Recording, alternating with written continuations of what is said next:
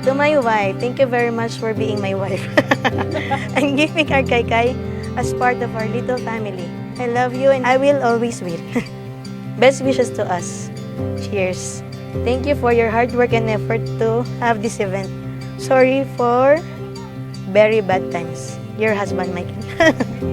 Love must be felt, love respects, and lastly, love stays. Whatever happens, Michael, you have to stay with AB. Ano man ang mangyari, kumulog ba't kumidlat, AB, walang iwanan, hindi ka alis kay Michael. 'Cause I never felt so alive. The spark is turning into wildfire. Let's burn like the stars and leave it all behind. This is the start of a lifetime. Actually, proud ako sa aming mag-asawa. Kasi nung dumating si Kyle, kaming dalawa lang. Nung first 4 months ni Kyle, talagang nagtulungan kami. I never thought na magiging, yung maalaga si Michael. Kaya kong iwan si Kyle sa kanya. Talagang hinahayaan din niya akong lumabas para hindi ako ma-depress. Ganun. After niya mag-work, hawakan niya si Kyle. Sa una, sobrang saya, nakakapagod.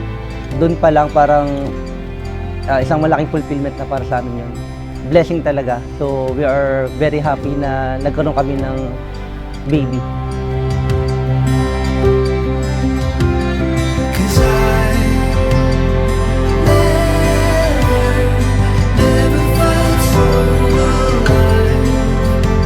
The spark is turning into wildfire. Let's burn like the stars and leave it all behind. This is the start of a lifetime. Pinili niya makasama ako nung sa Abu Dhabi. Kasi nagkalayo kami ng mga 1 year. Tapos sabi ko sa kanya, gusto mo, punta ka na dito para magkasama tayo. Kasi mahirap na magkalayo talaga.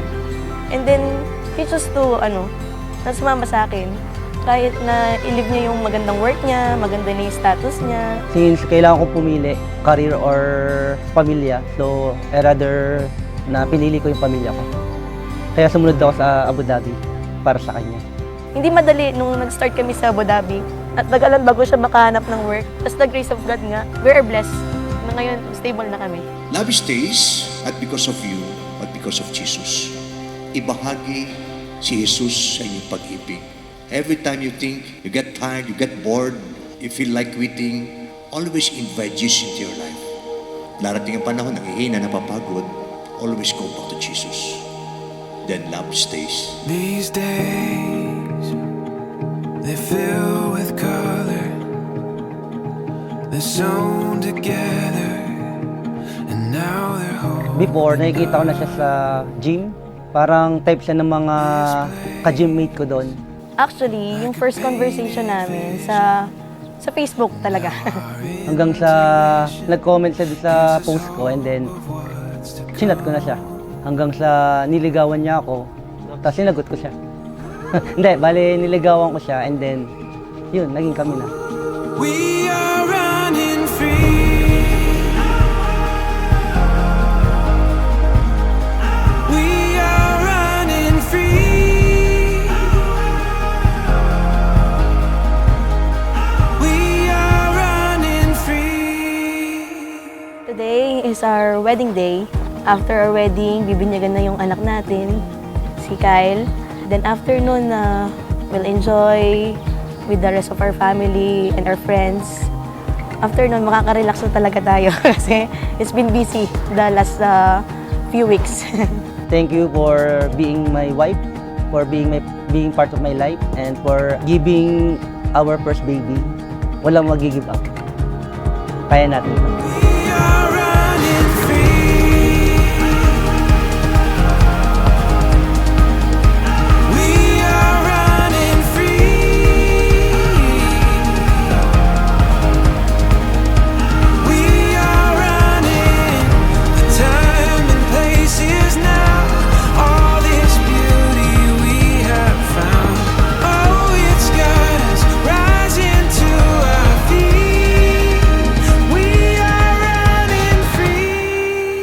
sumasang-ayon ka ba na maging asawa si Michael na narito ngayon, alinsunod sa batas at mga tuntunin ng ating banal na simbahan? Opo, Father. Buong puso ba ang pagkakaloob mo sa kanya na yung sarili bilang kanyang may bahay? Opo, Father. Nakalaan ka bang balikatin sa piling niya ang pananagutan ng buhay may asawa? Opo, Father. After ng wedding, nilulook forward ko yung magta-travel tayo together with Kyle, experience the world with him. Excited ako na makasama natin siya, mapalaki natin siya, na magkasama tayo mag-asawa, na masaya. We are